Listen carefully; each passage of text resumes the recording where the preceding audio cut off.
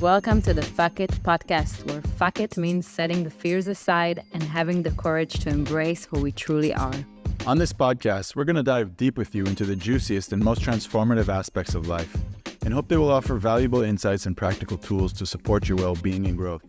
We're here to remind you that you're not alone on this adventure called life. So grab a seat. Fuck it. Welcome back for another episode of the Fuck It podcast. Fuck It podcast. Yes. Welcome back, everyone. Welcome again. Thanks for coming. Thanks for joining us. I had a thought while we were speaking, right? And I said, because I was thinking about our previous episode and how we approached it, and we both had a specific topic that we wanted to talk about in the previous episode, and we didn't end up talking about it. And then I said, wow, it's interesting. Our episodes were really allowing space, like in good and healthy sexuality, to set an intention, but not have a specific goal in mind, and allow for the journey to take us and to explore. And that's kind of what happened in the previous episode, because we said we would talk about sexuality. And while you started talking and going on a different course, I was like, do I bring it back to sexuality? The reason we wanted to talk about sexuality is, first of all, we love talking about sexuality, but it's also more clickbaity. It's more interesting. Maybe it will create more hype around the podcast. And it's also, I was like, but this is what we decided on talking about. And then I just released, and we had this beautiful episode that kind of evolved. So now let's see. We'll set an intention to try and talk about, we'll set an intention to speak about sexuality, what we don't know, and we let it evolve. Amazing. Yeah. Wow, I'm almost speechless from what I'm saying right now, because I think it's like amazing that you were able to recognize it and see that this is actually the practice of our sexuality.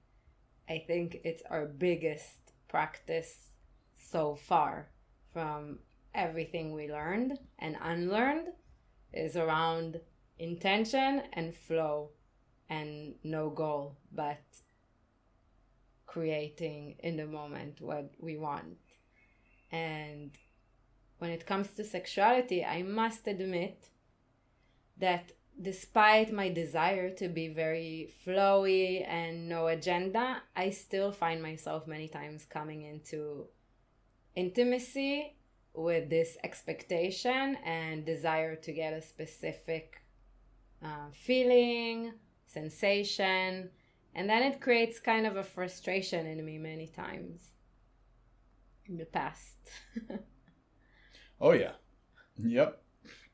Okay, I'm going to take us on a side note, open parentheses, because I am kind of tiptoeing here, like into the subject. We had a heated discussion, argument around how we speak about things with other people, with each other, and specifically in the podcast, how we raise certain topics.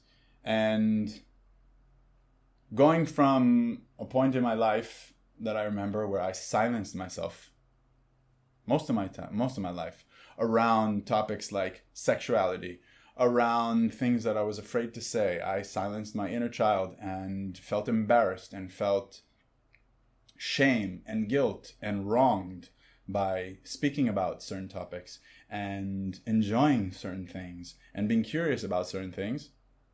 I feel that I've overcome that by sharing openly. And recently there was an incident that kind of made me feel like, whoa, take myself back a second, recalibrate. I won't go into the specific details out of respect to the person, but basically my oversharing on a certain topic towards someone kind of, I don't know if I'd say hurt them, but it overstepped their boundaries. And then it set you and me into a discussion about what is right. What is the right approach when sharing openly, over openly? And yeah, I'm asking myself, what is the healthy balance? What is the right balance? Because I don't want to feel like I'm constricted and that I'm closing myself when I'm communicating.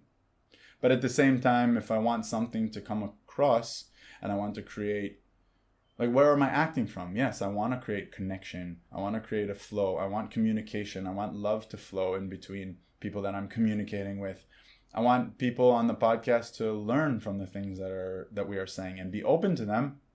And if I overshare and it creates like a resistance, then maybe I'm missing. And it's all in the name of, I just want to be free and I just want to be open and I don't want to have boundaries, but that might have the opposite effect.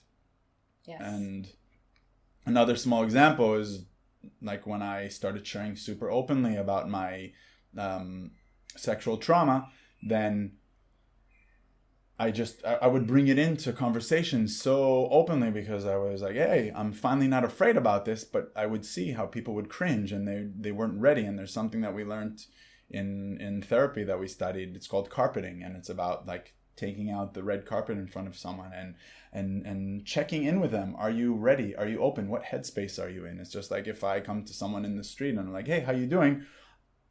I usually just want to hear, I'm great, I'm okay. But if they start spilling their guts for half an hour, I'll be like, holy shit. But there are other spaces like in therapy or a men's circle where it's just like, yeah, share everything, bring everything. So I'm trying to find that balance. I am looking maybe for some guidance from you because you're more slow or good or more fearful about sharing certain things, but that sets a balance between me like just openly speaking about our sexuality and maybe what our boundaries here, and Yeah. that makes sense. Yeah, it makes sense. And I want to say that I think it's a quality that you have that I appreciate in you, your courage to open up about things. And I was talking about you yesterday with a close friend, and we said like, wow, you're amazing at creating like deep conversation with people, and people really open up to you because you bring in everything that is alive in you, and people resonate with it or they have something to say, and you create this environment where this environment where we can talk about things. And at the same time, my experience being your partner is that sometimes, yes, I am different than you, or sometimes I feel unseen by the way you are sharing so openly about us, about sexuality, about whatever it is that is more intimate. And for me, it's a question of safety. The safer I feel, the more I can open up. When I feel very close to someone, when I feel that the person that is listening to me is a safe person, then I feel more open to share more parts of myself. And I think that I'm representing something that many people feel about intimacy and connection, where I think that in the core we do want to connect on a deeper level, but we need to find the structure and the space that will feel comfortable for us. And it's a fine line between feeling out of our comfort zone and stepping into expansion versus when our nervous system is activated and we start to feel stress, we start to feel nervous. It's not like a healthy kind of nervousness. It's more of like an anxiety or fear. Or for me, many times if I overshare and I didn't feel completely safe, afterwards I can feel very exposed and shame for sharing what I shared because the other person maybe was not ready for it, or so they couldn't react the way I needed them to in the moment, and it created like pain for me. So I think that slowing down, those are two different sides of the coin. One is oversharing and what it does to me, and oversharing and what it does to the other side. And in the context of us, there is your personal experience as an individual in the world, and there is the experience of us as a couple sharing things that are related to us. And that was always my request from you, that when you share, you take into consideration us and not just your own experience. And I think that over time you learned to balance that and understand that even if you have a burning desire to share everything everywhere all the time, understanding that your in a system, and that system needs a certain support, and readjusting yourself to that system was creating more safety.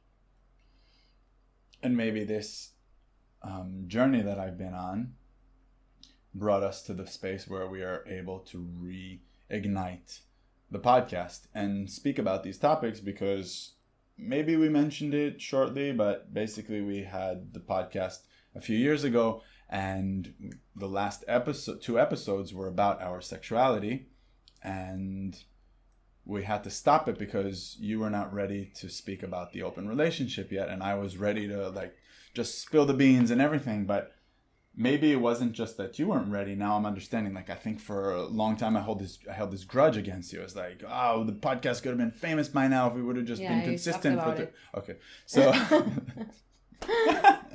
but really it was about me also. Like, you needed to feel trust with me now, because I could share everything very openly about our sexuality and our open relationship, and it still might very well be hurtful towards you, or you might not be ready. So now you trust me more to be more thoughtful about how and what I'm sharing, and that's another reason why we're ready now. And that's me on a personal level. Now we're also bringing in the listeners, and we're asking ourselves, how can we open ourselves up to the people who will listen to this episode in a way that is slow, that is creating safety for people to open up to topics like sexuality, where it brings so much. When I listen to other people share about their sexuality, I always reflect back to myself.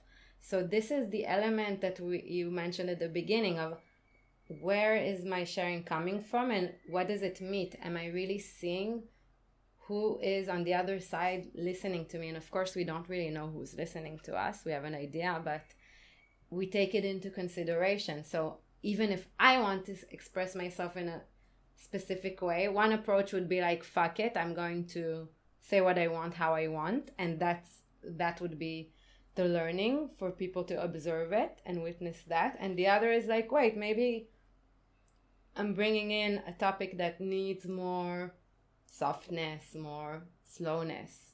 But where's the personal responsibility? Like, it's different than just coming to someone in a public space and sharing with them face to face. And it's different when it's on a podcast and people have a choice whether to listen to the content or not. Of course. But again, where am I coming from? And what is my agenda? And what do I want to create? I definitely want to break down the walls around sexuality. I want to break down the shame, the guilt. I want these taboo topics to be normalized, because I feel that we all, or at least most of us, we deal with many of these things, and we keep them in closed rooms behind closed doors and end up feeling so many things that aren't necessarily just pleasure and enjoyment. And by sharing openly and normalizing it, then this is what we're trying to do on the podcast. So if I am constantly need to be like, wait a second, is this okay? Is this not okay? Then I don't feel my freedom. So what will make you feel more free? This is a great conversation, by the way, about creating a safe container for two people in sexuality.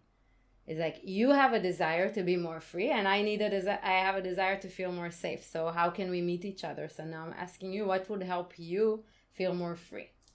So first of all, with you, it's easier because then we can communicate. You can communicate your boundaries. I can be like, okay, that's okay or not. I can get up and leave and say, fuck this, I'm not doing this episode. But with people who it's one-sided, I don't know what their boundaries are. And if we have hundreds of people listening, thousands of people listening, millions of people listening, right? Manifestation, then everybody has a different Of course, and opinion. We won't go there. So we'll take it back to us, and we show by example how to check in with ourselves when we come to a topic that can be more activating, and checking in like, oh, am I available for this conversation right now? Yes, I'm curious. I want to hear more. Maybe I need, for me to feel safe, is like, what I'm hearing now is just an observation. It doesn't say anything about me. Like, putting in the the things that will make me feel good about being here in this space. So it's also self-responsibility for sure. So maybe I need to feel free. Obviously, I'm taking in everything that I've learned until now and taking you into account. But I still need to feel free and not tiptoe and think twice before everything.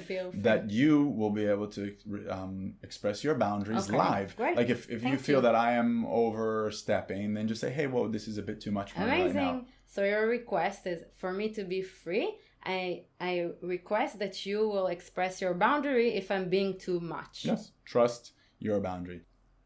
It's easy to forget. It's easy to forget when once I've created movement in my life and I've grown.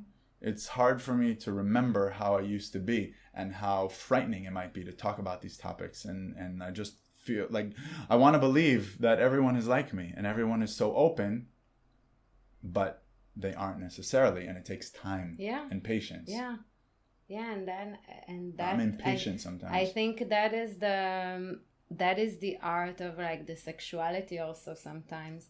Of course, we play roles, and it's not necessarily the gender roles, but let's take a classic example of men and women in the bedroom, where the woman needs more time. She needs time to land into her body. She needs time to feel safe. She needs to feel like she can decide not to open up if she wants to, and she will still be loved in that moment and desired. And the man would want to be like, okay, I'm ready to go. And for me to feel aroused and excited is if we're going to do things in a certain way. And then the woman doesn't feel safe. Of course, I'm talking just now for the example. It can be so many dynamics. Also, vice versa, by the way. But let's just take it to create a discussion. And the place where we meet each other is where you're not required to like shut down your desire, your passion, the things you want, but at the same time you're giving me space and time to have my own experience, and we can meet each other somewhere in the middle. So for example, in the context of this conversation, for me to feel safe is, yes, I need to express my boundaries more if I feel like it's too much, but what will help me is also if you ask questions. Like, is that okay for you? If like checking in with me. And I think it's so relevant to sexuality also, because we don't learn how to communicate. We're assuming, we're coming with so much assumptions and agenda to the bedroom, and we forget that we have two people here having separate experiences. So if we don't learn how to ask, and it's so tricky, I'm saying this and it's tricky to ask in the moment, like, is it good? Does it feel good for you? What can I do better so that you will feel better? So I feel more included in the experience. It's not just about you, it's about us. Okay. I feel like we've no, it is good. Very, very nice introduction, and so what do you very, want to very say? high level. So what do you want to say? I want to bring it to us and to where we are in our sexuality lately. I want to ask you how you've been feeling in our sexuality lately, because from my side, and I take full responsibility for it, there isn't much that, like, I don't blame myself, but the past 2 months I've been quite stressed financially, and I saw what a toll it's taken on my life. I was sick for the first week when I got a very stressful notification from the job that I'm working at, and since then I've just had like a less desire for life, kind of in this survival mode. What? He's the American guy. It's amazing. And in survival mode, and like it was a clear direct connection to my sexuality, to my libido, which just kind of died in an instant. And I mean, death is a very strong word, but that was the feeling. Like I can feel kind of alive up here, but not feeling my dick at all, and not feeling my lower chakra at all. I used to get very scared, and this would be very like, it was unground me, and like, what's wrong with me, and blame myself and think that something is wrong, and then this would be much worse. This cycle was much worse. But now I think I was able to kind of ride the wave and look back at our 14-year relationship and say, wow, we've had waves, we've had ups, we've had downs, and it always comes back. It's not constant that we don't have this sexuality, but I was thinking about you, and like I was these past 2 months, I would say, like not even feeling the want or need to cuddle, like just be in my own space, and it's confusing. And I felt that maybe you were feeling lonely, maybe I was feeling lonely, but I didn't know how to compensate that. So yeah, I don't know what my question is other than how you felt through this time and how you view these waves. Because I do remember an instance where you were like, do you think our sexuality will ever come back? The attraction between us. And I saw in your voice the despair and like this disbelief that it might never come back. And I was like, yeah, of course. So. Yeah, I feel right now much more hopeful about us and our sexuality, so I can come from a much more centered space into this question.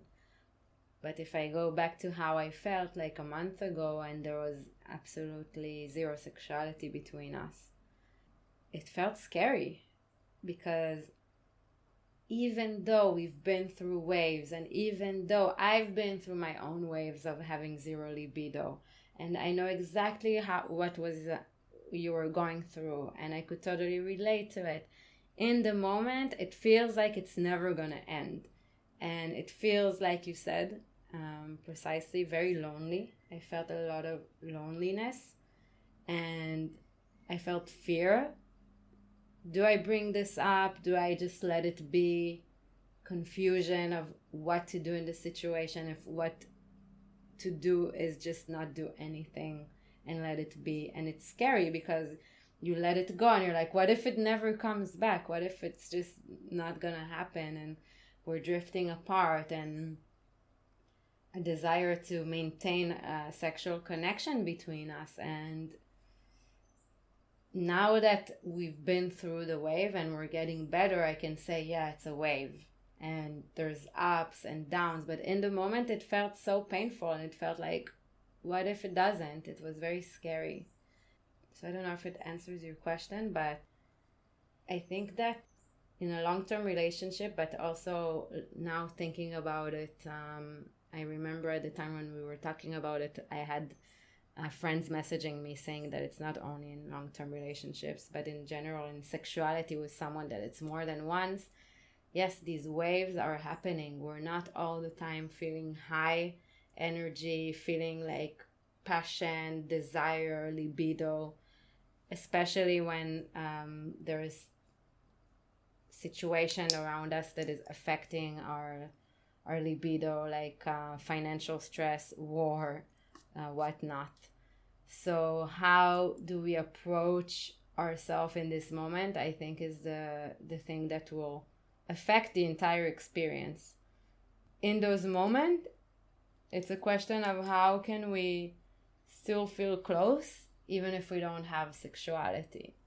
How can we be sure that what is happening right now is a wave? Like, when is the point where you understand it's not a wave, it's actually a problem, something chronic, and we need to address it?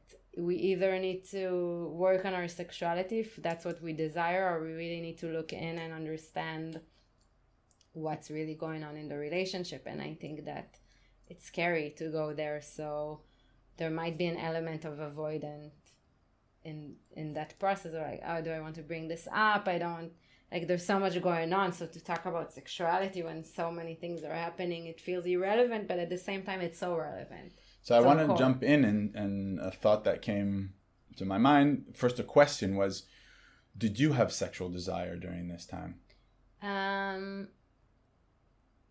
Yes, I did. You had sexual desire towards me? Not necessarily. I had like a desire for sexuality. It wasn't like specifically on you, and the way my desire and sexuality so far I'm recognizing that it works is that I need to feel that there is someone on the other side that desires me, even if sometimes it wasn't the case. Yeah.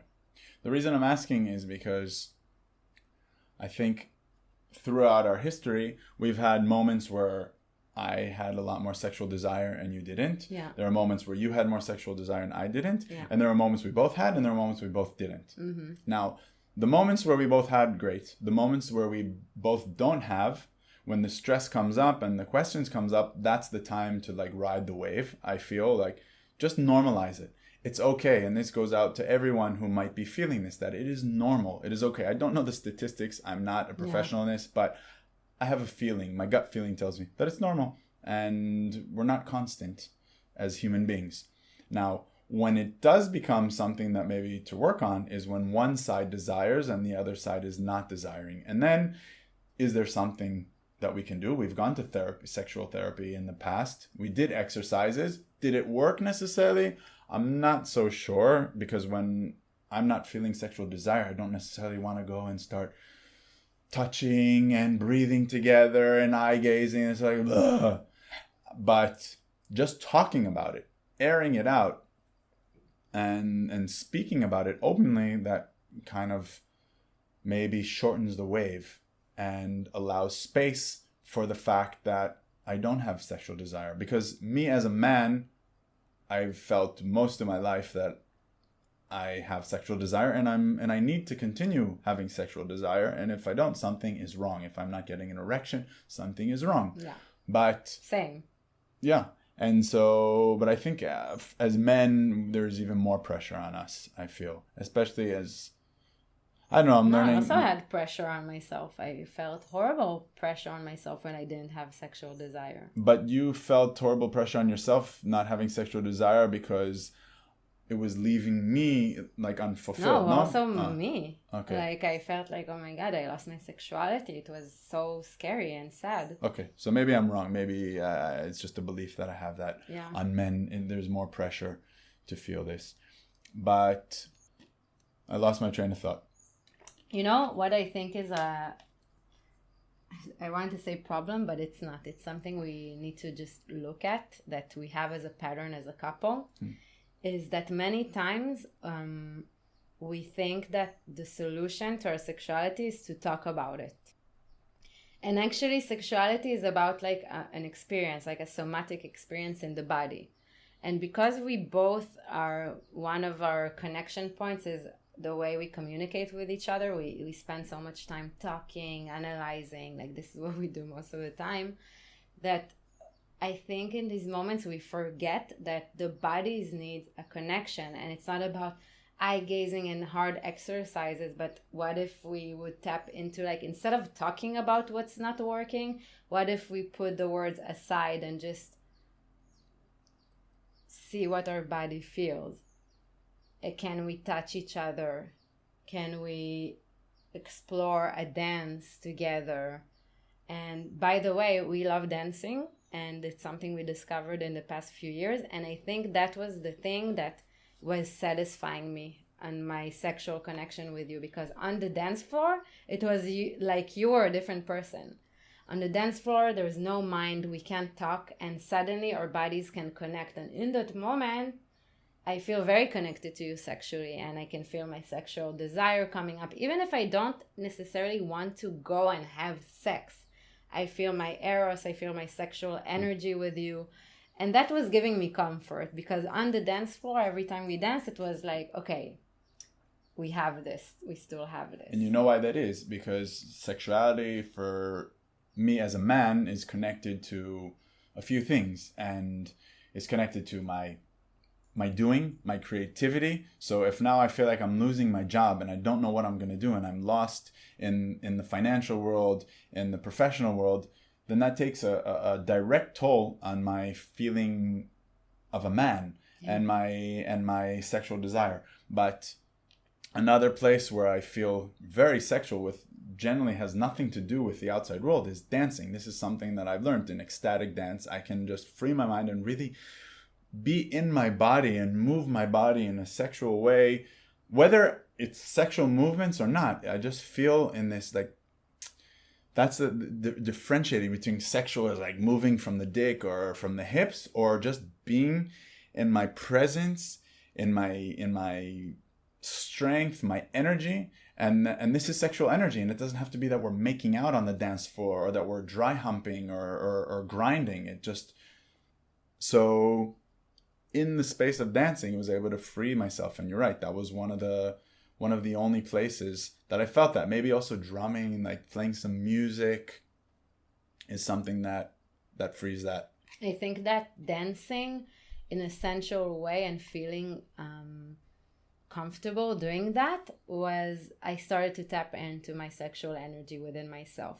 Because up until then, I felt a lot of frustration from not being able to tap into my sexual energy unless I'm in a specific moment with you or anyone. There was so much constriction on my sexual energy.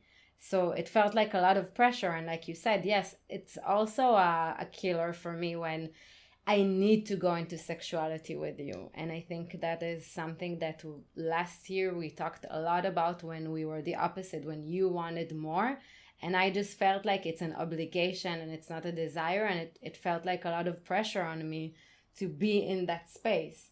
And something on the dance floor, where here in Copenhagen, there is a culture of a lot of openness towards like sexual expression on the dance floor in a safe space. So I felt like I'm starting to tap into something in me that was not just putting pressure on you, that it needs to happen with you. It was like I could really feel it. And that's where we also met each other outside of the bedroom. But of course, I'll be lying if I won't say like, yeah, I love dancing with you. But at some point I was still wondering in the back of my mind of like, are we ever going to have sex again? Like, what's going on? And the fear of bringing that up and not wanting to go to the mind and allowing things. So it was creating a lot of tension in me and worry. And it was building up. And it's a question. I wonder, when is the moment to bring this topic up? Where is the moment that we need to accept that our partner right now is going through something in work or whatever in his personal life, and we need to give him space, but at the same time I want to express myself? Like, I don't know. But maybe it really is finding the balance between doing exercises but having the conversations, not like, hey, what's going on in our life? Oh, do you think our sexuality is never going to happen? Because that can just create added layers of stress. But really allowing space, and this is what I've really been trying to embrace about sexuality, that there is room and space for everything. It doesn't have to be just spontaneous. It doesn't just have to be fun and fiery. We can cry in a sexual space. We can break down. We can fight. We can argue, as long as it's consensual, right? We can inflict or have pain inflicted on us. But I'm trying to think back, and I'm trying to think back to those moments of when I was feeling so lost lately, and I don't have a direction. I'm feeling embarrassed. Like as a man, as a provider, this was taking a toll on my role as your partner.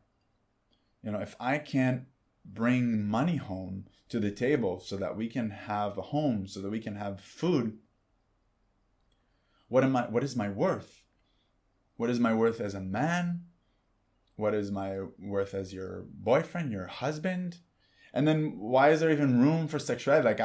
Like, I can't feed you, so have sex? Like, let's fix this first. And so maybe I didn't feel safe enough, or there wasn't the space, or I wasn't in a space to be vulnerable with myself to really bring that, because I was so embarrassed by it. But maybe having that conversation is healthy in the bedroom, instead of like, is sexuality ever going to come back to us? And I'm not saying that in a blameful way. Obviously that question is very relevant, but I'm thinking back to like a year ago when we were living in North Thailand, and it was kind of the opposite.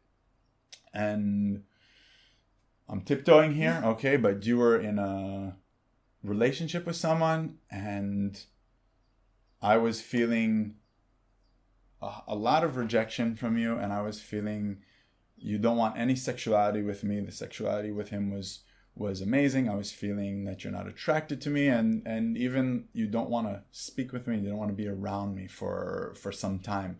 And I just come back from 2 weeks of Vipassana, and it kind of just like in my face. So I feel like I don't want to go too much into the details yet, Okay. because people don't have the context. So I feel like it's not fair Okay. to bring in the entire story, and it's like, whoa. Okay. So is that too much already? Or Yeah. Okay. So do we need to edit that out? I don't know, but Okay. like it's like I don't necessarily want to go into the Okay, details. so let's stay high level. Basically, my side, I was feeling rejected and that there wasn't sexuality happening between us. And after a while, what the beautiful thing that happened was basically that we did a mushroom trip on we were in a music festival, and we took some psychedelic mushrooms, and this finally allowed space for you to, like, you really broke down and you shared with me that you're not feeling attracted to me.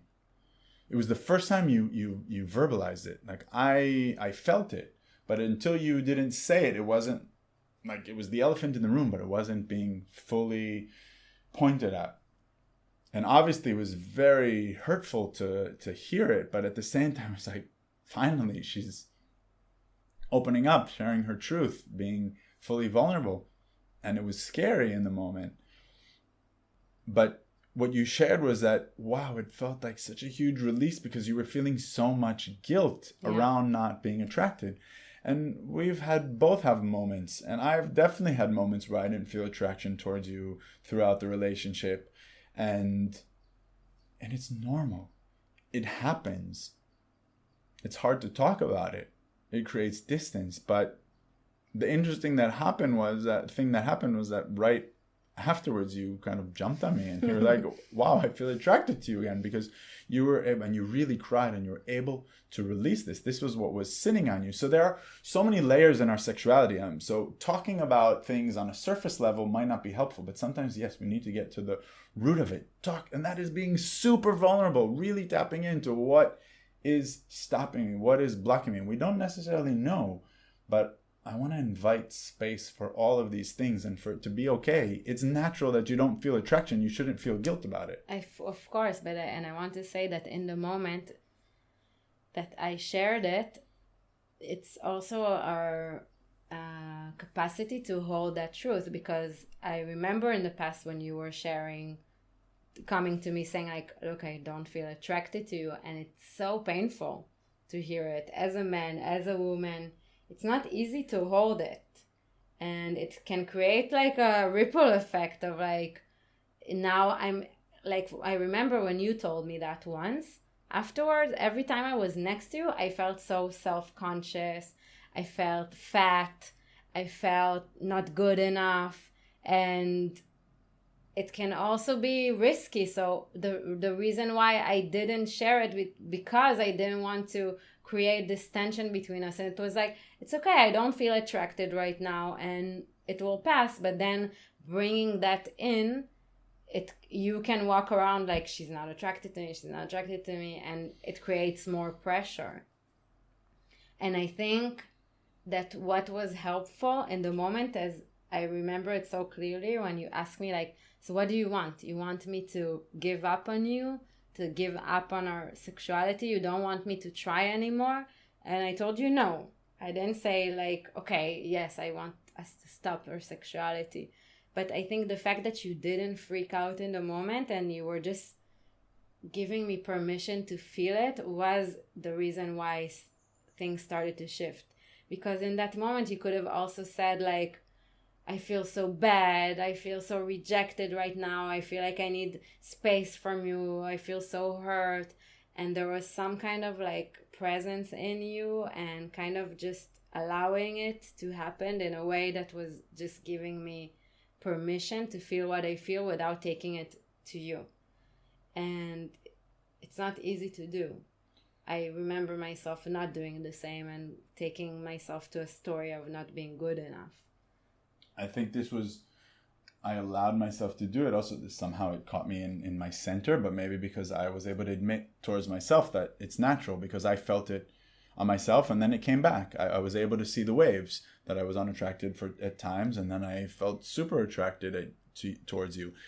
And yeah, you're absolutely right, and this connects to how we maybe started this conversation about how we share things and oversharing, and maybe there's a way to very gently carpet. Like it's an invitation to be more vulnerable and open, but not necessarily share constantly everything. Exactly. Be careful, because it could have the opposite effect. But first of all, something that definitely helped us, this was way before, was going to therapy, having someone mediate, having someone either one-on-one sharing or having someone in between us and allowing us to kind of share in a gentle way. And also, again, a lot of carpeting, using maybe sharing, not like, oh, I'm not attracted to you and I'm never going to be attracted to you, but like, hey, I'm feeling a bit less sexual lately and it's affecting my attraction towards you. It has nothing to do with you. It's something that is within me.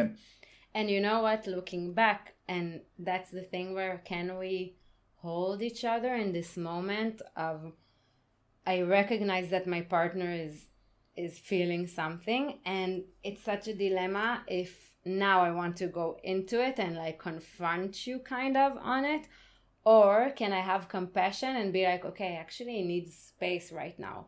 And I think that in my moment back then, I felt like you are sensing it, but you're so fearful that I'm drifting away from you, that you were creating more pressure on me to feel attracted to you. So that was pulling me even more further apart, because I didn't have the space to just, okay, right now I feel less desire towards you. And you had so much fear in the moment that you were kind of like pushing me to show that I do have desire towards you. And if in that moment, I don't know if it's possible, I'm like saying it, and I don't know if it's like in a human level, it's possible to just in the moment be like, oh, I totally accept it and I trust our partnership that we are together, because in the moment you're scared. I got there, but it took some time. The first few days when I came back, I was pushing hard and it just pushed you away. And the moment I was able to just deal with my feeling of rejection and loneliness on my own and go and be with myself and take a step back, but at the same time, the balance, like not being from the ego, like, you know what, fine, fuck you, I'm going away. Just, I'm going to center myself, but I'm still here in a loving presence way.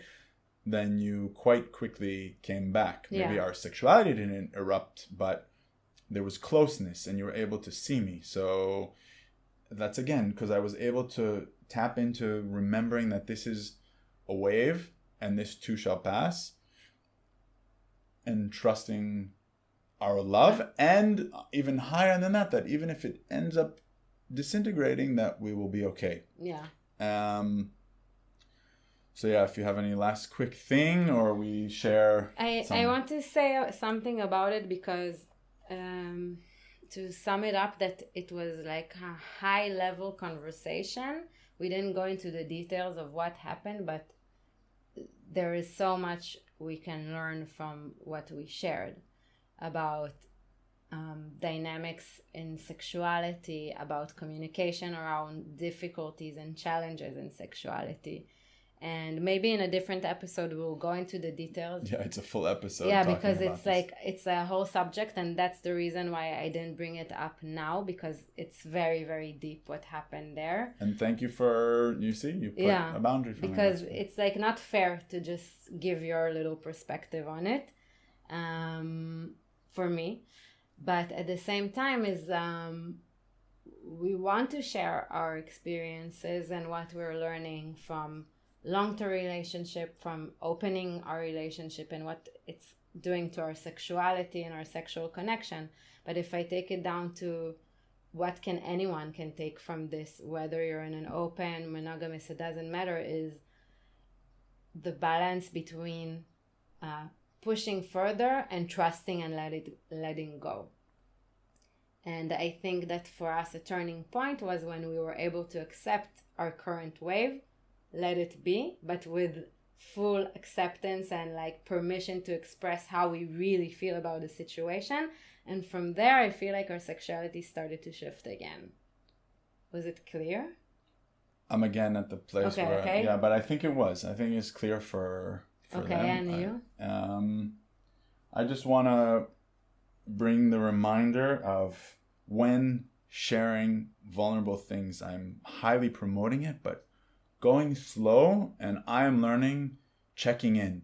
And this was a live example of how I didn't do it well enough. It's not easy to do because it's like, hey, is it okay if I share about something, but you don't know what I'm going to share until I share it. So No, but you can say the topic. Is it okay if I share what happened in Pi? And I'll be like, actually, I don't want to go there. okay, Can you share about your experience without sharing the details? right. Which is also relevant when we go to sharing circles. We share about our own experience, not the details of this happened and that happened. Right.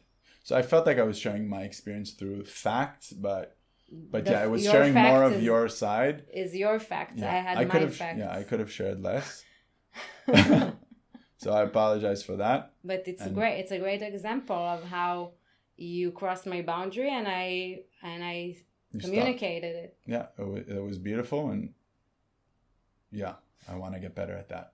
Yeah. So thank you for this live example. Yeah, we keep learning all the time. And again, thank you so much for joining us for another episode of the Fuck It podcast. It was a lot. I'm sweating. I'm feeling, a lot was shared here. And please, if you feel like you've learned something from this and this could help others, please share it with them. Please please follow on Spotify. Please like our posts on Instagram and help promote the Fuck It lifestyle. Yes, absolutely. And I also want to invite questions. If there's anything that came up for you that you want to ask or something that you would like us to go deeper in, we would love to do that. So please share with us your questions, your thoughts, your curiosities about this episode. Yes, we definitely want to hear you. We want this to become a two-way street. So thank you very much. See you next time.